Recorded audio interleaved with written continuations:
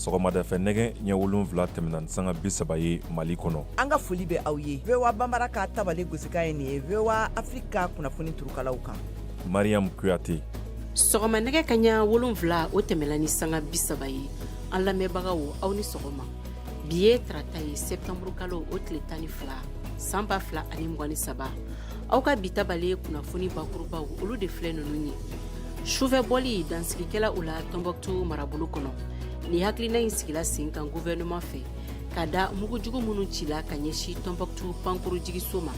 Senegali jamana na maa 2 fagala, maa caman fɛnɛ jogina funankɛninw ka nisɔgoya bɔli dɔ senfɛ Kédougou, Mali dancɛ la ka sababu kɛ ko bankɛla kuta sanubɔ baara la dugu min bɛ wele ko Sabodala. Burkina Faso radioso min bɛ wele ko Omega ale ka baaraw daminɛna ko kura ye kabini kunu ntɛnɛn. Radio Omega ale tun datugula kalo 1 Burkina Faso gouvernement fɛ. Maroc jamana na ka kɛɲɛ ni dugukolo yɛrɛyɛrɛ min kɛla juma tɛmɛlen a yirala ko maa 2,862 olu de fagala. Maroc sigida den dɔ bɛna a ka seriyaw d'a ma. O kɔ États-Unis Américains ye hakili jigi kɛ kunu septembre kalo tile 11 san 2001 ko gɛlɛ minnu kɛla u ka jamana kɔnɔ. Aw ka bi tabale ɲɛbilaw olu de filɛ ninnu ye ka fara an ka lasigidenw ka kunnafoni wɛrɛw kan minnu bɛna walawala sɔɔni aw balimamuso Mariam Kuyate fɛ ka bɛn sanga 30 ma. A y'aw bisimila.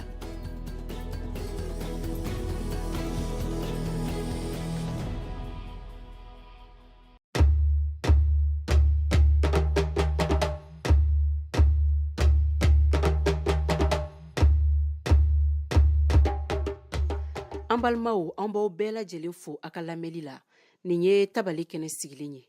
Couvre-feu o sigila sen kan Tombouctou marabolo kɔnɔ n'o ye ka dan sigi sufɛ bɔliw la. Ni hakilina in sigila sen kan gouvernement fɛ ka da mugujugu minnu cila ka ɲɛsi Tombouctou pankuru jigiso ma. Tombouctou Aluseni Alaji an ka lasigiden min bɛ yen ale bɛ ɲɛfɔli kan ye. Ni ŋaniya in taara ka ɲɛsin nin binganiwalew ma minnu bɛ sen na a bɛ kalo 1 bɔ sisan k'a daminɛ kunu tɛnɛn don septembre kalo tile 11 fo ka taa bila octobre kalo tile 10 Tombouctou maraden kelen-kelenna kan ka to so ka daminɛ su kaɲɛ 8 fo ka taa bila sɔgɔmada joona nɛgɛ kaɲɛ 6 waati la. Nin sɛbɛn mun bɔra l'heure 1 ka kɔn a waleya ɲɛ maa caman ka fɔ la a bɛ se ka dɔ bɔ binganiwalew la minnu bɛ sen na a bɛ dɔgɔkun caman bɔ sisan. Nin tile 10 laban ninnu la Tombouctou mara kɔnɔ binganiwale caman de kɛra ka ɲɛsin Mali wolomasiri taabaw ma fo ka taa se dugudenw yɛrɛ ma. Alamisa tɛmɛnen septembre kalo tile 7 maramafɛntigiw ye mugujugu pɛrɛntan caman de fili kɔmana ka kulunba dɔ kan min tɔgɔ Tombouctou. O binganiwale senfɛ maa 100 n'a kunkanfɛn nin tora o kasara in na. Maa 400 n'a kunkanfɛn kɔni nin kisira. K'a fara o kan kunu tɛnɛ septembre kalo tile 11 mugujugu pɛrɛntan 3 de filila Tombouctou pankuru jigiyɔrɔ la n'olu yɛrɛ taara bin MINUSMA ka dagayɔrɔ la. A mugujugu yɛrɛ filila waati la min na maa 100 bɔɲɔngɔ bɛ k'u labɛn ka don Sky pankurun kɔnɔ ka taa Bamako. Sky pankurun nali bɔra ma ka sabu kɛ nin kɛwale in ye. O hokumu de kɔnɔna la Sky ɲɛmaw ye dan sigi ka taa ni ka segi la Tombouctou ni Gao la wa a daminɛ dɔn fana ma fɔ maaw ye. Ni Aluseni Alhaji Kalasili ye VOA Bambara tɔgɔ la ka bɔ Tombouctou. Senegali jamana na maa 2 fagala maa caman fɛnɛ jogina kunu. Sifinw ka wurikajɔ dɔ senfɛ Kédougou, Mali dancɛ la. Ni sifinw tun bɛ ka u ka nisɔgoya de yira ka da kan ko bankɛla ko k'u ta sanubɔ baarakɛyɔrɔ dɔ la n'o ye Sabodala ye. Sariya dɔ de dun kun sigila sen kan préfet fɛ Nama Jara ale ka ɲɛfɔli don an ka lasigiden ka bɔ Dakar. Kunu mun bɛ kɔnɔ Kɔsanto komini kɔnɔ Kédougou mara la yen ganna kosɛbɛ wulikajɔ kɛlaw ni lakanatigiw ni ɲɔgɔn cɛ. Sifu ɲɛsiraw tigɛ mɔgɔw la ka pinɛw jeni siraw kan. Lakanatigiw nana k'u jɛnsɛn ni grenade lacrymogène ye. A laban mɔgɔw 2 bɔnɛna u nin na k'a bɛ komi lakanatigiw ka marafakisɛ de y'u sɔrɔ. A jirala ko minnu sara Kɔsanto mairie i yɛrɛ dɔgɔkɛ ye kelen ye, filanan ye Burkina Faso jamanaden ye n'a ka baarada ye sanubɔ ye. Mɔgɔ caman jogina u cɛ la 4 ta juguyara kosɛbɛ. U bɛ Kédougou kɛnɛyaso la ni waati na dɔw minɛnɛ fana kunnafoni labaw ye min jira sifinw ka nin wulikajɔ in sɔrɔla saraya prefe ye sariya min bila sen kan walasa tɔn minw be sifinw ta kɔrɔlen baara la sabudala sanubɔ yɔrɔw la n'a dɔnniya t'u la kosɛbɛ prefe ye yɛlɛma de dɔn o sifin nunu ta cogo la baara la o kama sifinw fana y'a jira ko prefe ye yɛlɛma kura min kɛ k'o be sɔn ka sifin caaman bali baara la sanubɔ yɔrɔw la wa k'u tɛ sɔn o yɛlɛmali na k'u tun b'u ta baara la cogo min na ka kɔrɔ tɔnw ni dugutigiw fɛ o ka to o cogoya kelen in na ka da kan kabini san 2016 la ni sifin min be ta sanu baara la sabudala tɔnw ɲɛmaw ni dugutigiw o kɔɲaw be olu de bolo sabudala ni bambu duguw su prefew ani saraya prefe k'olu y'u ka baarakɛɲɔgɔnw de ye wa a man kan u ka sariya sigi sen kan u ka baarako la nga saraya prefe ye yɛlɛma dɔn o la walasa falen ka dɔn sifinw ta cogo la hali n'o ma bɛn sifinw ma nga prefe dun k'a be sariya ɲi waleya de a tɛ segi ko nama jara Dakar VOA Bambara. Burkina Faso radioso min be wele ko Omega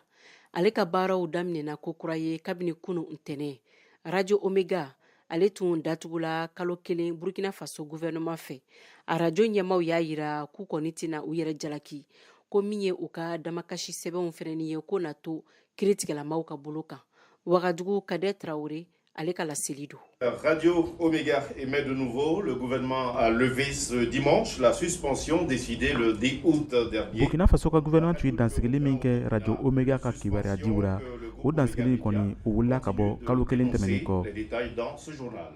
minisiriso min bɛ kibaruya di kow kunna ale ye laseli dɔ bɔ kunu karilon sufɛ k'a yira ko nin dansigili lawulila o kɔrɔ ko Omega bɛ se k'a ka baaraw lakɔrɔya tuguni hakililajigira dankarili tun kɛra ni radioso nin ka baaraw la kama sɔrɔ ale tun ye kuma di Niger jamanaden dɔ ma min tun y'a yira ko ale jani tɛ fanga dafiri min tun kɛra Mohamed Bazoum ka fanga kunna faso ka fangakura ɲɛmaw tun y'a yira ko olugu ma jɛn ni nin kɛwale nin ye sabula fangakura min sigira Niger jamana kɔnɔ olugu bɛ o senkɔrɔma dɔn na kalo kelen dansigili tɛmɛnin kɔ y'an senfa ka se Omega ka radioso la yaasa ka se ka taa lɔn olu ye baara nin lakuraya cogo jumɛn le olu yɛrɛ ka hakilina ye jumɛn le ye nin dansigili nin tɛmɛnin kɔfɛ Adams Khaled Ouedraogo ye radio Omega ɲɛmaa ye. Comme Burkina bɛ o bɛɛ donc an ka ye réseaux sociaux kan ko gouvernement ka décision ta ko a bɛna taa ka taa suspension lalɔ an ka baarakɛbon kun datugura min ye radioso ye an bɛ se k'a fɔ ko a daminɛna ni nisɔndiya ye ani soulagement ye fana parce que ni tile 30 kɔ tɛmɛnen kɔ n'o ko a bɛ se ka baara daminɛ o kun ye kuma tigɛra k'a ka radioso lalɔ n'o ko a bɛ se ka baara daminɛ an kun min na o lo n'a kun danna n'o ma an kun ti fɛ a ka se nin ɛkɛ nin yɛrɛ ma. Ni radioso nin dayɛlɛ ni ko kura ye o kɛra nusɔndiya le a baarakɛlaw bɛɛ ma olu y'a yira ko a tun datuguni na o tun kɛra kɔlɔlɔba le olugu ma Christine Ouedraogo bɛ o ɲɛfɔ an ye. A diyara n ye sabu a kɛra ko ye fana a ye an tɔɔrɔ caman sabu an bɛ an ka ko bɛɛ kɛ o lo kɔnɔ an bɛ baara kɛ yan an bɛ o fana sɔrɔ ka an ka denbaya n'an ka somɔgɔw bɛɛ lajɛlen filɛ nka o nana a bara na ten k'a tigɛ ten a to ka a kɛra tɔɔrɔma ye an kunna ayiwa an bɛna baara kɛ cogoya min na walasa nin ko fasɔn nin an bɛ taa lɔn a bɔra o fɛ a bɔra an n'olu fɛ wa an kan ka fɛɛrɛ min ta ka se ka to ni ko ni a kana sɔgɔ ka kɛ siɲɛ wɛrɛ tugun. Ni radio datuguni ni ani a dayɛlɛni ni ka bɔ fangakura ɲɛmaw fɛ Yaro Seydou n'ale ye radio Omega ka baarakɛla dɔ ye ale ko nin tɛ olu ka hakɛ ye sabula a bɛ komi i n'a fɔ baganmalo. Hali bi an ma bɛn kelen ma sabu olu y'a yira k'a fɔ ko UBM c'est-à-dire jɛkulu dɔ bɛ yen min ye kibaruya sɛbɛnbagaw ɲɛfɛ n'an ko a ma observateur Burkinabé des médias k'olu le ye kɛra sababu ye ka se ka deli kɛ radio ka se ka yɛlɛ kama sɔrɔ an kun ye tamasiyɛn min ta an yɛrɛ UBM mɔgɔ ninnu an ko y'a fɔ an ɲɛna an ko an bɛna taa n'a ye kiiritigɛso la sabu a baara a ma gouvernement ye radio datugu o ma datugu a sara kan donc o radio ne ko ma k'a sara kan sariyaso de bɛ se k'a bɔ ɲɔgɔn na. Yanni sariyaso ka se ka nin ko nin bɔ a sira kan radio Omega lamɛnnikɛlaw bɛɛ de nisɔn ka di sabula olu ye u ka radio sɔrɔ kura ye tuguni nin tun ye Kadet Traoré kumakan ye ka bɔ Wagadugu Burkina Faso. An bɛ taa ni kunnafoniyaw ye États-Unis jamana kɔnɔ Américains ye hakilijigi kɛ kunu septembre kalo o tile 11 san 2001 ko gɛlɛn minnu kɛla u ka jamana kɔnɔ ɲɔgɔn dalajɛ ba kɛla o hukumu kɔnɔ New York ani Pentagon Kadiatou Traoré ka bɔ Amérique jamana na ale tun bɛ a kɛnɛ kan.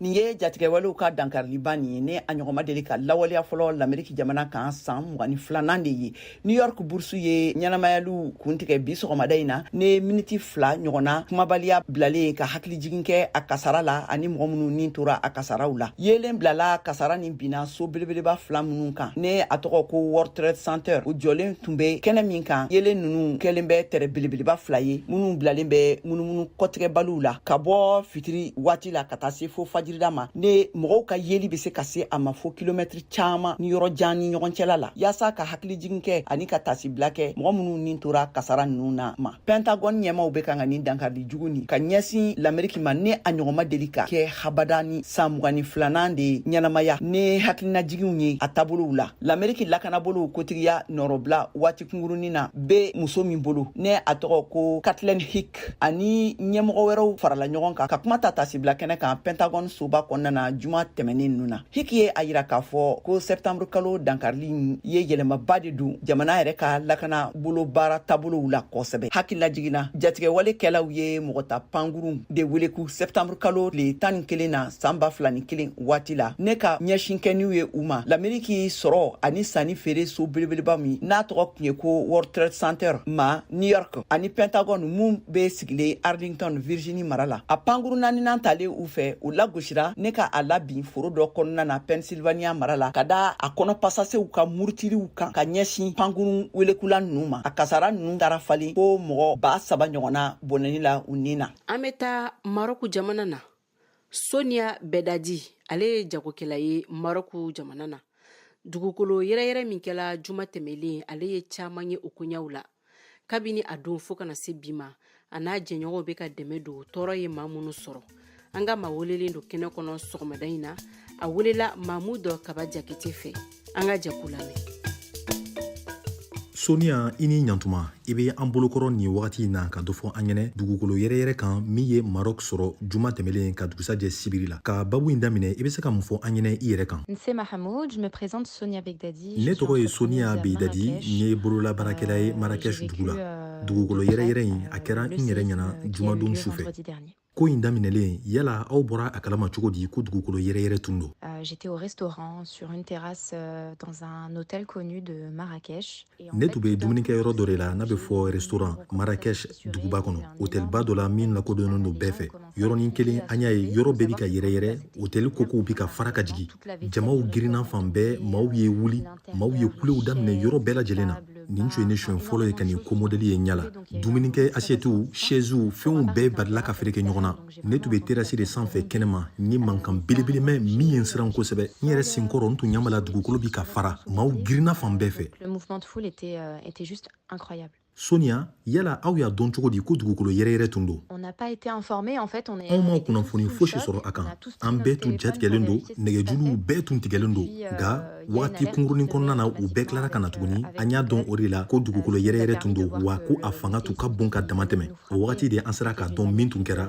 an ye weleliw daminɛ ka sɔrɔ ka kunnafoniw ta o wagati y'a sɔrɔ a ma bɔ kunnafoni sɛbɛnw kɔnɔ fɔlɔ sabula a bɛɛ de tugura ɲɔgɔn kɔ. Pas de nouvelles encore dans les journaux, c'était immédiat. Tile 4 tɛmɛlen kɔfɛ yala dugudenw bɛ cogo di bi? Les populations sont actuellement traumatisées. Maaw bɛɛ jatigɛlen don u hakiliw bɛɛ wulilen don hali sisan maa caman bɛ ka si kɛnɛma u tɛ ka sɔn ka si sow kɔnɔ u bɛ ka siran ko dugukolo kana na yɛrɛyɛrɛ tuguni ni k'u to u ka sow kɔnɔ nka o bɛɛ kɛrɛfɛ jɛ ka dɛmɛ ani jɛ ka baara an y'a ye o de cɛrila fan bɛɛ fɛ marokukaw ani jamanaden dɔgɛrɛw minnu sigilen bɛ Maroc yan bɛɛ bɛ ka fara ɲɔgɔn kan nin wagati na ka dɛmɛ don maaw ma kasara ye minnu sɔrɔ an y'a ye sigiɲɔgɔnw bɛ ka ɲɔgɔn dɛmɛ fan bɛɛ fɛ maaw bɛ don ɲɔgɔn ka sow kɔnɔ ka ɲininkaliw kɛ yala i ka denbaya bɛɛ ka kɛnɛ wa yala kasara ye jɔn ni jɔn sɔrɔ maaw bɛ taga ni ka segi la Marrakech ni a dafɛduguw bɛɛ lajɛlen de la sannikɛyɔrɔw la n'a bɛ f'u ma ko magasinw olu bɛɛ kɔnɔw falen don maaw bɛ taa sanuw kɛ maa caman bɛ ka taga ji ani balow san magasinw kɔnɔ walasa k'a di maaw ma se tɛ minnu ye nin wagati in na dɛmɛ caman de bɛ ka don bi marokukadenw ani jamana dɔgɛrɛw maaw ma wulikajɔ sugu jumɛnw kɛlen don bi ka dɛmɛ don jamanadenw ma minnu ye kasara sɔrɔ. Alors aujourd'hui, il y a énormément d'opérations de secours qui sont mises en place, il y a des tentes. An bɛ se k'a fɔ nin wagati in na dɛmɛ caman de bɛ ka don jamana kɔnɔdenw ma tanti solamaw olu bɛ ka di maaw ma jamana yɛrɛ ka sɔrɔdasiw wulilen don k'u jɔ jamanadenw bɔlen don fan bɛɛ fɛ u ye wulikajɔw kɛ yɔrɔw la a kɛra cogo cogo hali n'i ka mɔgɔ ma fato i sigiɲɔgɔn dɔ badima dɔ tora ko in na o de kama bɛɛ de wulilen don k'i jɔ n'u bɛ ka dɛmɛ don ɲɔgɔn ma bɔlɔlɔw sanfɛ fana an bɛ k'a ye jaw caman de bɛ ka bɔ walasa ka se ka dɔn duguni minnu na ni maa ma se ka se ka dɛmɛ don o b'a to dɔw bɛ taga ni u ka dɛmɛ yen nɔ an ɲan b'a la Marrakech n'a kɛrɛfɛduguw kɔnɔna dɛmɛ caman bi ka don gɛlɛya kelen min kɔni bɛ an dala bi o ye sirako ye sira tɛ yen siraw bɛɛ tiɲɛnen don kunun yɛrɛ anw y'a essayé ka taa dugudennin dɔ la kulu sanfɛ nka an ma se ka sira sɔrɔ yɔrɔ bɛɛ tiɲɛnen don an bɛ wagati min na sisan an mako bɛ dɛmɛ na hali bi kabini juma fo ka n'a bila bi la an y'a ye maa sata cayara yala a bɛ se ka fɔ nin ye a nɔgɔyalen wa Oui, malheureusement, le nombre de morts a extrêmement évolué entre le premier jour et aujourd'hui. an bɛ se ka fɔ maa sata cayara kojugu ka daminɛ jumadon na fo ka n'a bila bi la wa ne bɛ ka banabaatɔ caman minnu ye n'u ta ka jugu b'a dɔn k'a fɔ maa sata bɛna caya ka tɛmɛ nin bɛɛ lajɛlen kan maa juguni minnu ta ka jugu kosɛbɛ an ɲan b'a la k'a fɔ ko olu dɔw tɛna se ka bɔ a la kulu sanfɛ dugudennin dɔw bɛ yen dɛmɛbagaw ma se ka yen nasɔrɔ hali bi olu yɔrɔ ninnu sigibagaw dun ko su caman de bɛ u fɛ yen ko so binna maa caman kan minnu su ma se ka labɔ hali bi sabula sira tɛ yen marabagaw yɛrɛ ye sira dɔw tigɛ kunun sabula yɔrɔ dɔw bɛ firi nin wagati in na kɔni an dusu kasilen don an jigila tigɛlen don kosɛbɛ kosɛbɛ min ye an nafoni kosɛbɛ o ye Maroc diya ye a ka jamana kɔnɔdenw ye ani maa minnu bɛ Maroc fɛ C'est vraiment son peuple et les personnes qui aiment ce pays. Sonia Beidadi i ni ce an bɛ segi mali kɔnɔ kokura ye ni kunnafoniyaw ye ka kuma densɔrɔbaliya koɲaw kan sabula a ko gwɛlɛyalen bɛ ma caaman dala mali kɔnɔ i n'a fɔ diɲɛ fan wɛrɛ fɛ furuso caaman kɔnɔ densɔrɔbaliya mankantan tɛ wa furu caaman fɛnɛ bɛ sa a sababu la o kama Zenabu Tiro ale wulila ka ɲinini kɛ a ko la densɔrɔbaliya furusow kɔnɔ jɔn kelen jalakilen don cɛ walima muso sigidalamaw olu ka yetaw ye mun ye Zenabu Tiro ale bɛ nin kungun n'a ɲɛɲɛ bɛɛ lajɛlen ɲɛfɔ an ye an ka jɛ k'a lamɛn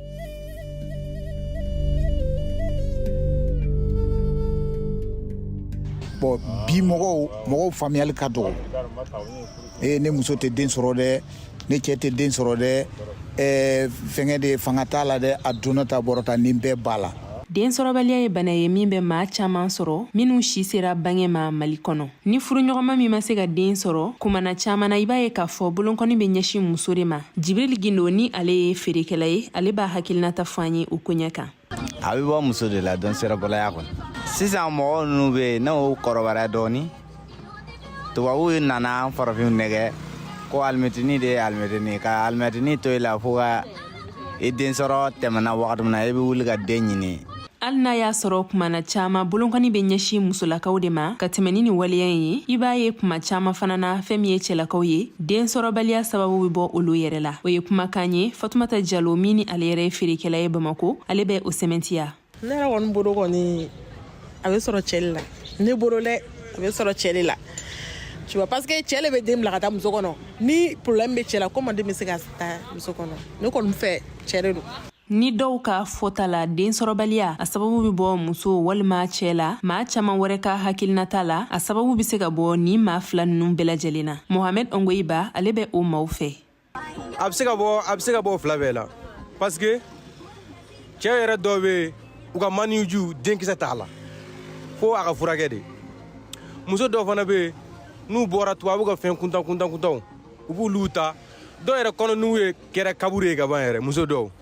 a kɛra muso ye walima cɛ fɛn min ye densɔrɔbaliya kun jɔnjɔn ye a ka kan sɛgɛsɛgɛliw ka kɛ ka tɛmɛ ni olu ye sɔni waleya wɛrɛ ka ta ba la Mamadu Balo min ni ale yɛrɛ ye kɛnyɛrɛ ye baarakɛla ye ale bɛ ɲɛfɔli kan ye an b'a ɲini k'a yira n'a sɔrɔ a da bɛ muso la a da bɛ ne cɛ la parce que sisan cɛw caman bɛ musow de jalaki ka sɔrɔ i bɛ t'a sɔrɔ a da bɛ cɛ yɛrɛ la an fila bɛɛ bɛ sɛgɛsɛgɛli kɛ n'a kɛra min na a bɛ ɲɔgɔn sutura soit n'a kɛra muso la cɛ bɛ se ka muso ɲini a bɛ se ka muso wɛrɛ fara kan ni muso sɔnna a bɛ dɔ fara kan ni muso ma sɔn bon i b'a to a ta la parce que ni k'i bɛ a diyagoya comme si i y'a tra ye ni densɔrɔbaliya waleya nana furuɲɔgɔnmaw ni ɲɔgɔn cɛ u ka kɛta kan ka kɛ mun ye yala furu siri kun jɔnjɔn o ye den de ye wa Burema Kuriba ale bɛ ɲɛfɔli kan ye a hakilinata la ne yɛrɛ muso tɛ furu den de kama muso tɛ furu den de kama den ye tɔnɔ di ni den nana aw ye garizigɛ sɔrɔ o ye Ala barika de ye bon ni den ma sɔrɔ cɛ mun y'a diɲɛlatigɛ faamu furu tɛ sa muso tɛ den sɔrɔ o kama o Mohamed Dugere fana ka hakilinata bɛ taa o fan fɛ a bɛ weleweleda kɛ ka ɲɛsin kafoɲɔgɔnmaw ma u ka hakili bila waleyaw ɲɛ sabula Ala de bɛ den di mɔgɔ ma mɔgɔnifin ko bɛ fara Ala de la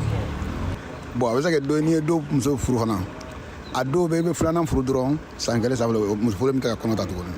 a bɛ ala ka latigɛw ni jarabi muso dɔw bɛ jarabi kɔ jarabi ye mun ye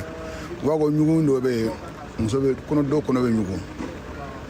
n'i bɛ se ka muso furu sisan san 10 a tɛ wolo mais ni filanan fara ka dɔrɔn san kelen a bɛ kɔnɔ ta. densɔrɔbaliya kunjɔnjɔn bɛ tali kɛ mun de la walasa k'o dɔn fɛn min ye dr suleman jara ye min ni ale yɛrɛ ye gynécologue obstétricien ye ale b'o perepere latigɛ an ye. a fɛngɛ bɛ augmenter ka sababu kɛ âge fɛnɛ cogoyaw fɛnɛ ye bon et en plus quand on parle an ka mode de vie ale ni an ka environnement cogoya bon o fɛnɛ tɛmɛnen kɔfɛ pathologie fɛngɛ wɛrɛ b'a la i n'a fɔ bana wɛrɛw olu bɛ se ka na n'a ye o ye mun ye bana minnu bɛ denkisɛw sɔrɔ syndrome des ovaires polykystiques ale ni endométriose ani ni muso taara ménopause la. fɛn min ye densɔrɔbaliya furakɛliw ye olu koɲɛ bɛ cogo di dr suleman jara ale bɛ segin ka o kunnafoniyaw di an ma. a cause dɔw bɛ yen olu tɛ se ka traiter quoi ni muso don donc traitement hormonal dɔw bɛ kɛ pour stimuler l'ovulation donc ni endométriose de bɛ yen o la traitement hormonal bɛ se ka kɛ ou bien traitement chirurgical bɛ se ka kɛ o fɛnɛ na an bɛ muso denkisɛ ta ani cɛ denkisɛ donc olu bɛ ta k'o kɛ k'o fɛngɛ labo la pour que ka o fɛngɛ k'o former pour que o ka se ka kɛ embryon ye o la o bɛ placer denwolonugu kɔnɔ ni nana cɛ fan fɛ donc traitement minnu bɛ di i n'a fɔ an bɛ psychothérapie minnu bɛ kɛ donc olu bɛ se ka qui peut améliorer aussi des troubles d'éjaculation minnu bɛ yen donc pour que ka se ka fɛɛrɛ sɔrɔ a la. an ye nin de sɔrɔ ka di aw ma ka tɛmɛ ni densɔrɔbaliya koɲɛw ye seinabu cero ka fasiri do VOA Bamara tɔgɔ la ka bɔ Bamako. sisan an ka Siyaka Tarawele lamɛn farikolo ɲɛnajɛ kibaruyaw.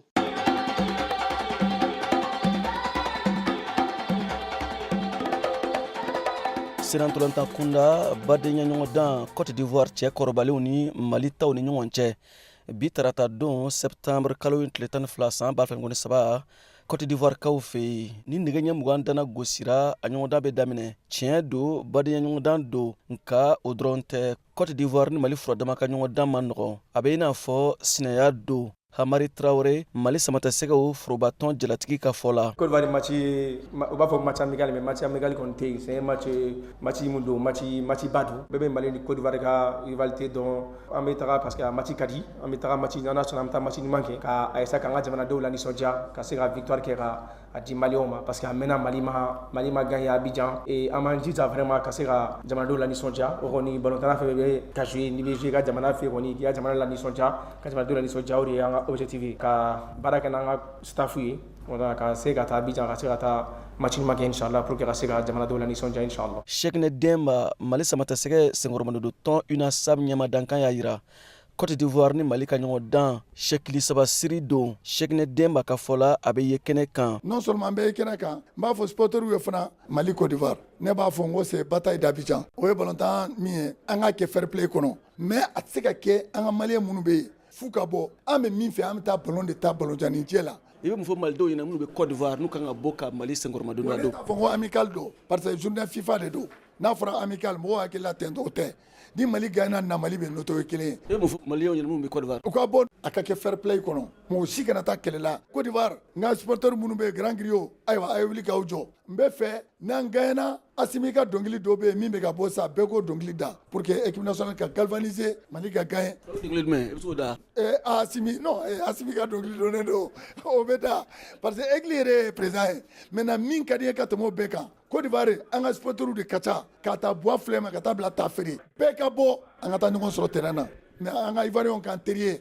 ni match banna an k'an tɛgɛ di ɲɔgɔn ma ala k'an ka jamana kan ye. Côte d'Ivoire Mali a senantolanta bɛ don CAN Côte d'Ivoire 2023 min bɛ tan san wɛrɛ 2024 labɛnni hukumu kɔnɔ. VOA Bambara tɔgɔ la Bamakɔ Siyaka Tarawele ka laseli don.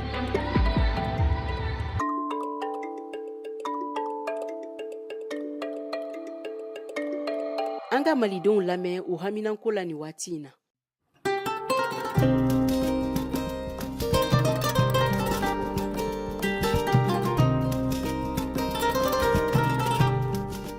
vewa président mo anga football bela jale vraiment ne ka kuna hakilina mi ben jira kan nalil farano bon ni ajatemna ben ye sente kono ben bi se ka al ministre do wole ka ifela fo jamana yi do ne fanan fel ne kan hakilina na ko bembero no ben ye sente kono la mo do parce que kuma bene mo do kene makate maleka parce que na manyale be sente kono do kuma be la le man mankati si arajo sola ka fota bon we fe mi keme alere la do ale bi se ka ministre kunturu ne wole ka yin ka adaro kan fanana do ni problem be do ministre sanam bi se ka le jabi ko do ala mi o bunya dale ma mais ni tola kata kene ma ina fo ete sende kono wati be do abe taran rebo ben ire kan do ni fanan hakina na vraiment beni akatu ni kumbe jamana re kono kusebe bo akatu ka ministre fana wole sende kono parce que dura bale fana bulu na ba fo afana ga hakilina na fili fana ya soro no kuma bela ne afo dro be jamana kono de ire fana hakilina parce que ni ebi ale de confiance fana da jamana fama ko bonu na yela dro kun be ka confiance bo fama ko no do tama be découragé ya fana ne hakilina de ani soma veo afrique la memba che ana musonga foli vesi obela jelema ne Mamadou Cissé na pe ke borona Cissé bugula ne bɛ se ka min fɔ maliko kan bi na tiɲɛna an dusuma kasalen don ka da kan an ka dolantana n'o ye Selifu Keyita Demango ye a ka fatuli la an kɔni bɛ dugawu k'a ye Ala ka a fara silamɛsuw kan o kɔfɛ hakilina min bɛ maliko kan o ye hali bi an k'an bolo di ɲɔgɔn ma an ka jɛ kɛ baara kɛ laɲini minnu bɛ sen na an ka dugawu kɛ président ye yarabi an ma laɲini min bɛ sen na Ala ka se ka laɲini sabati u bolo jamana Ala ka bɔ nɔgɔ la Faransi na tɔɲɔgɔnw u kan ka faamuya sa k'a fɔ vraiment fɛn min ye tɔɲɔ ye o de warala Afiriki kɔnɔ Africains de b'a la k'i yɛrɛ ɲini bi Gabon faralen filɛ jamana 4 nin kan nin ye coup d'état la an b'a ye k'a fɔ an bɛ se k'an sigi ni jamana 5nan fo ka taa se jamana 6nan 7nan an bɛ se k'an sigi ni nin bɛɛ lajɛlen ye k'a fɔ ko nin bɛɛ lajɛlen bɛ fara Mali ani a tɔɲɔgɔnw kan an baara min bɛ sen na sisan nin waati la parce que k'a da kan tɔɲɔ bɛ jamanaw kɔnɔ jamanadenw murutilen don sisan bɛɛ kɛ kekun denmisɛnnin ni mɔgɔba bɛɛ kɛ kekun sisan o de la san an bɛ fɛ k'an yɛrɛ ɲini an b'a fɛ k'an yɛrɛ bɔ bolo la hali bi Ala kɛ farafinna bɔ bolo la Ala kɛ farafinna bɔ jɔnyajiru la Ala kɛ Mali bɔ jɔnyajiru la an ka ɲɛmɔgɔ Ala ka jamana ta fanga d'u ma an ka ɲɛmɔgɔ Ala ka jamana ta fanga d'u ma assalamu alaikum rahmatullahi wa barakatuhu.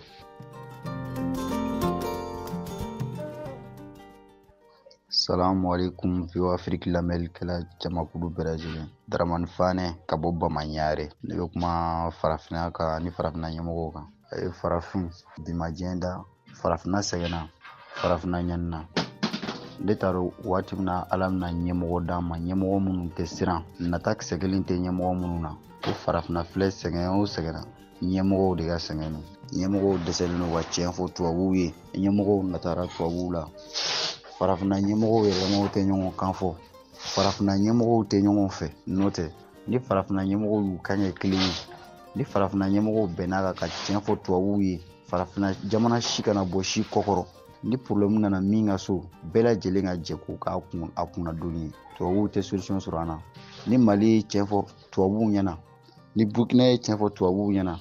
ni Niger ye tiɲɛ fɔ tubabuw ɲɛna ni Senegal ni Côte d'Ivoire ni Ghana ninnu banna ka tiɲɛ fɔ tubabuw ɲɛna olu ye farafinna jamanaw de ka fara Mali ni Burkina ni Niger kan jagoya tubabuw bɛ dɔgɔyɔrɔ sɔrɔ an ni ɲɔgɔn cɛ.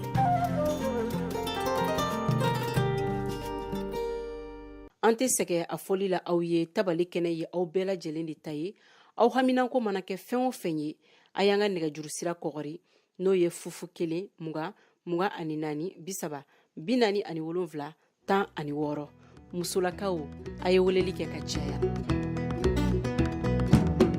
ayiwa an balimaw ni ye bi tabale ye kun cɛlen ye maa min tun bɛ nɛgɛ karafe la o ye Dadi Balawo ye ka bɔ Ameriki jamana na